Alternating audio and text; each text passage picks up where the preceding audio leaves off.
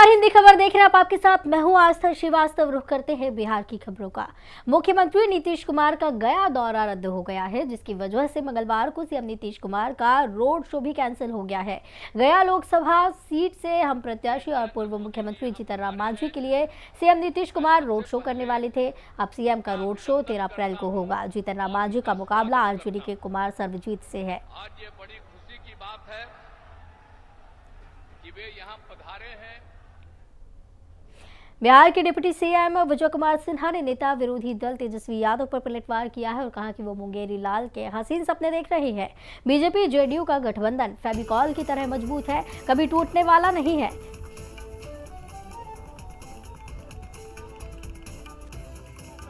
तेजस्वी यादव जी पद के लिए कितना नीचे गिरे, कितना समझौता किए, जो क्या क्या नहीं प्रश्न उठाए थे सदन में वो भूल गए हैं। अरे आज ये नेचुरल अलायंस है, जनता का जनादेश है। भाजपा जदयू एनडीए गठबंधन ये जनता के जनादेश के अनुसार है। ये आशा में बैठे हैं कि कब फिर टपकेगा अंगूर और कब मेरे मुंह में आएगा। भाजपा के कार्यकर्ता और एनडीए के कार्यकर्ता जनता के भावनाओं के अनुकूल काम करेगा, उनका सपना साकार नहीं होगा। बिहार विधानसभा में नेता विरोधी दल तेजस्वी यादव को पटना में आरजेडी कार्यकर्ताओं के विरोध का सामना करना पड़ा जब वो रैली करने के लिए औरंगाबाद जाने के लिए घर से बाहर निकले। दरअसल आरजेडी कार्यकर्ताओं की मांग थी कि लोकसभा चुनाव में स्थानीय नेताओं को टिकट देकर चुनावी मैदान में उतारा जाए, लेकिन आरजेडी प्रमुख लालू यादव ने कार्यकर्ताओं की एक नहीं सुनी और तेजस्वी की सिफारिश पर अभय कुशवाहा को टिकट थमा दिया। बिहार का चित्तौड़गढ़ कहा जाने वाला औरंगाबाद में हमेशा से राजपूत समाज का दबदबा रहा है। कांग्रेस के निखिल कुमार सिंह और उनकी दिवंगत पत्नी सिंह यहां से हमेशा जीतते रहे, लेकिन कांग्रेस ने इस बार आरजेडी के लिए ये सीट कुर्बान कर दी।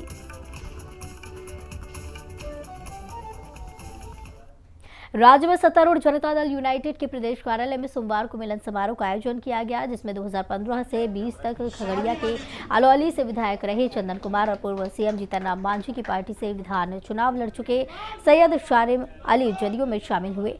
इस मौके पर सीएम नीतीश कुमार के नजदीकी और बिहार सरकार में मंत्री विजय कुमार चौधरी ने कहा कि इन दोनों के आने से जेडीयू को मजबूती मिलेगी। दोनों ही सीएम के काम से प्रभावित होकर जेडीयू में शामिल हुए। वहीं जेडीयू के प्रदेश अध्यक्ष उमेश सिंह कुशवाहा ने कहा कि सीएम नीतीश कुमार के काम नीति और सिद्धांत से प्रभावित हैं।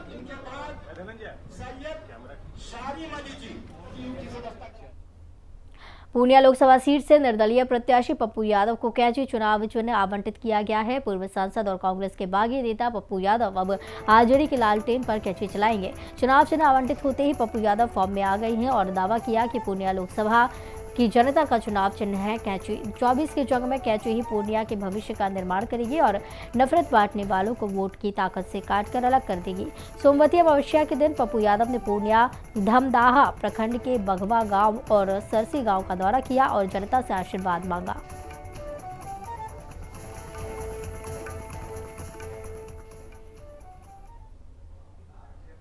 लोकसभा चुनाव में वोटरों को लुभाने के लिए सियासी दलों की तूफानी दौरी जारी है। वहीं पीएम मोदी भी रैली कर विरोधियों के खिलाफ जमकर आग उगल रहे हैं। अब बिहार की गया में 16 अप्रैल को प्रधानमंत्री नरेंद्र मोदी रैली कर एक जनसभा को संबोधित करेंगे।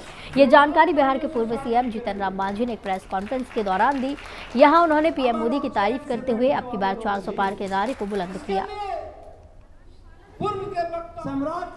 कि देश के यशस्वी प्रधानमंत्री नरेंद्र भाई मोदी जी को पुनः प्रधानमंत्री बनाने के लिए पूरे कुशवाहा समाज सम्राट चौधरी एवं उपेंद्र कुशवाहा जी को आगे बढ़ाने के लिए बिहार के सर्वोच्च कुर्सी पर माननीय सम्राट चौधरी जी को बैठाने के लिए पूरे कुशवाहा समाज गया संसदीय क्षेत्र में और बिहार के 40 लोकसभा क्षेत्र में एक मुश्त एनडीए को वोट देंगे और हम लोग पूरे कुशवाहा समाज एनडीए। अरे भाई, कुशवाहा समाज का माने बहुत अनुग्रहित हम हैं कि आज अजय जी के नेतृत्व में, बलदेव बाबू के नेतृत्व में, महादेव बाबू के नेतृत्व में समूचे गया के कुशवाहा समाज एक हैं। सब संकल्प लिया कि हम लोग एनडीए के वोट देंगे इसलिए कि नरेंद्र मोदी जी भारत के प्रधानमंत्री बने और मन में इन लोगों का संकल्प है और सही है। मैं जीतन मांझी भी कहता हूँ कि बिहार का अगला चीफ मिनिस्टर अगर होगा तो सम्राट चौधरी होगा। इसके लिए भी लोग निर्णय लिया है। लोकसभा चुनाव को लेकर सियासी दलों के विरोधियों पर तीखे हमले जारी हैं। वहीं गया के मोहनपुर में बिहार के पूर्व डिप्टी सीएम तेजस्वी यादव ने मुख्यमंत्री नीतीश कुमार और प्रधानमंत्री मोदी के खिलाफ जमकर आग उगली। आरजेडी नेता तेजस्वी यादव ने कहा कि मैंने नीतीश कुमार की एक तस्वीर देखी जिसमें उन्होंने प्रधानमंत्री नरेंद्र मोदी के पैर छुए।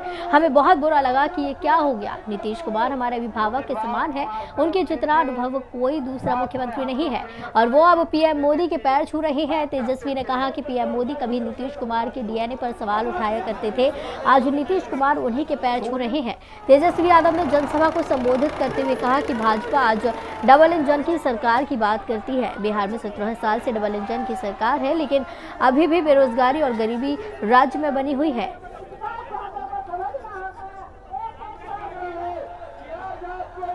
आज हम लोग लड़ाई लड़ने के लिए लालू जी के विचारधारा के साथ आए हैं। हम मजबूती से लड़ाई लड़ना चाहते हैं और यहां से मोदी जी को कहना चाहते हैं, मोदी जी अगर भाजपा अगर पहाड़ है तो संगम मल्लाधी दशरथ मांझी है। जब तक तोड़ेंगे नहीं तब तक भाजपा को छोड़ेंगे नहीं साथियों, भाजपा को छोड़ेंगे नहीं।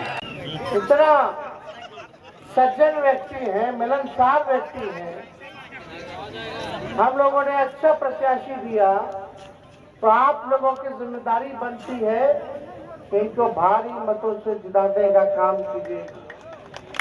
आप लोग बताइए जिताइएगा कि नहीं जिताइएगा? दोनों हाथ उठा करके बताइए पीछे से। जिताइएगा तो ये आपके लिए काम करेंगे, नेता बन के नहीं बल्कि आपका बेटा बन करके काम करेंगे, आपका भाई बन करके। बिहार में चिराग पासवान की पार्टी एलजेपी रामविलास ने अपने प्रवक्ताओं की नई सूची जारी कर दी है। सूची में 11 नेताओं के नाम शामिल हैं जो लोकसभा चुनाव के मद्देनजर इलेक्ट्रॉनिक और डिजिटल मीडिया प्लेटफॉर्म पर एलजेपी रामविलास का पक्ष रखेंगे।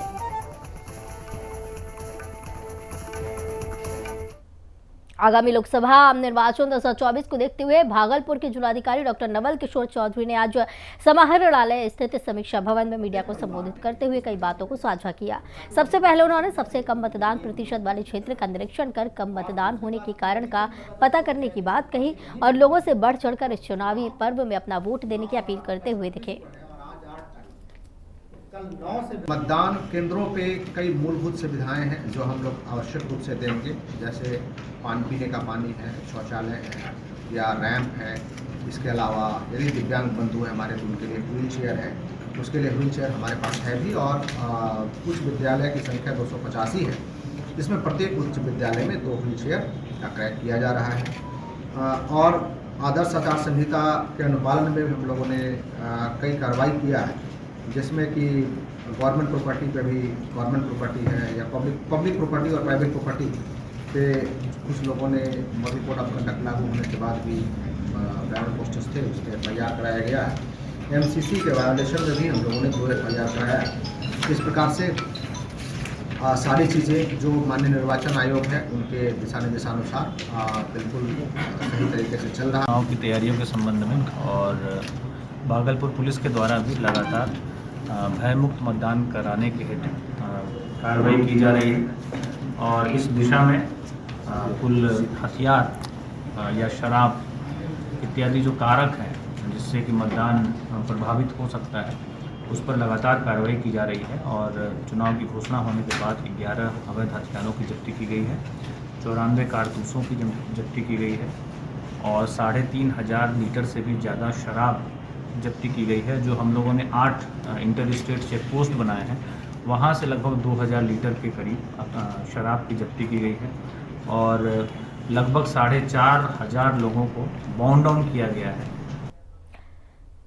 बिहार बीजेपी कार्यालय में मिलन समारोह का आयोजन किया गया। आरजेडी नेता रामानंद राम और आर के चौधरी, पार्टी से जुड़े सम्राट चौधरी और विजय सिन्हा ने स्वागत किया। बीजेपी बिहार प्रदेश कार्यालय में आज मिलन समारोह का आयोजन हुआ, जिसमें आरजेडी नेता रामानंद राम और आर के चौधरी बीजेपी में शामिल हुए। इस मौके पर डिप्टी सीएम सम्राट चौधरी ने कहा कि प्रधानमंत्री मोदी के नेतृत्व में भारत आगे बढ़ रहा है।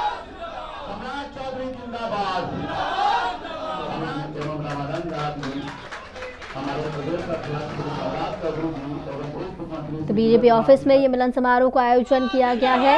इस दौरान आरजेडी के रामानंद राय और आर के चौधरी बीजेपी में शामिल हुए, बीजेपी की सदस्यता ग्रहण की और इस दौरान डिप्टी सीएम मौजूद रहे।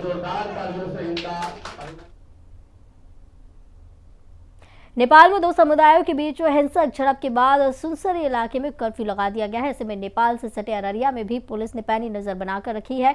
तस्वीर अररिया के फुलकाहा थाना से सटे सुनसरी जिले के रामनगर भूठा इलाके की है। 4 दिन पूर्व नेपाल में 2 समुदायों के बीच मारपीट हुई और बाद में मामला हिंसक झड़प तक पहुंच गया। अररिया एसपी ने बताया कि नेपाल के सुनसरी इलाके में 2 समुदायों के बीच हुई हिंसक झड़प के बाद कर्फ्यू और तनाव के माहौल को लेकर सीमावर्ती क्षेत्र के सभी थानाध्यक्षकों को अलर्ट कर दिया गया।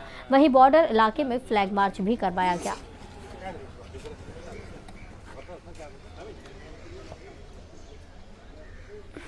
सीमावर्ती हमारे थाने हैं, सभी को अलर्ट मोड पे रखा गया है। वहाँ पे फ्लैग मार्च भी किया गया है और वहाँ के जनप्रतिनिधि और लोगों से भी SHOs और SDPOs कांटेक्ट में है। किसी भी तरीके का जन आक्रोश इस तरफ बॉर्डर पे हमारी तरफ नहीं है और सिचुएशन को मॉनिटर किया जा रहा है। सोशल मीडिया को भी मॉनिटर किया जा रहा है और लोगों को समझाया जा रहा है कि जो उस तरफ हो रहा है उसमें ना आए और शांतिपूर्वक इलेक्शन का समय है और कानून को हाथ में लेने की ज़रूरत नहीं है। तो लगातार मीटिंग चल रही है और सिचुएशन कंट्रोल में है और हम लोग मॉनिटर करने लगे हैं। खबर नालंदा से है, जहां सिलाव थाना क्षेत्र इलाके के कड़ाह गांव में झोपड़ी हटाने के विवाद में 2 पक्षों के बीच जमकर पथराव हुआ, जिसमें कई लोग चोटिल हो गए। पीड़ित महिला का आरोप है कि डायन का आरोप लगाकर उसके साथ मारपीट की गई। जब महिला के द्वारा विरोध किया गया तो बदमाशों के द्वारा उसके घर पर चढ़कर रोड़ेबाजी की गई। रोड़ेबाजी में महिला के घर में रखे सामान को नुकसान पहुंचाया गया। रोड़ेबाजी का वीडियो सोशल मीडिया पर सामने आया है।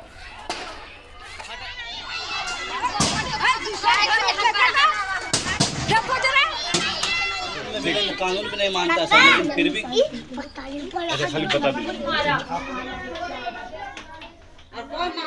डायन कह के हमको तीर लिया घर से। देखिए सर, एकदम हाथ का चूड़ी उड़ी सब कैसे तुमको जान मार देंगे, तुम डायन हो, हमको ठीक करो। हम जान है सर जो ठीक करूंगा और वही दोबारा हमको कैसे तुमको जान मार देंगे। वहाँ तक मेरा तीर ले चला गया। वही दोबारा मेरा बेटा आया कैसे कि मेरा मम्मी डायन जो कहते तुमको ठीक करेगा, वही बेटा मेरे में लटक गया। सब बेटा यही कहता है पठान। ये क्या नाम है उसका? मुमताज नाम है।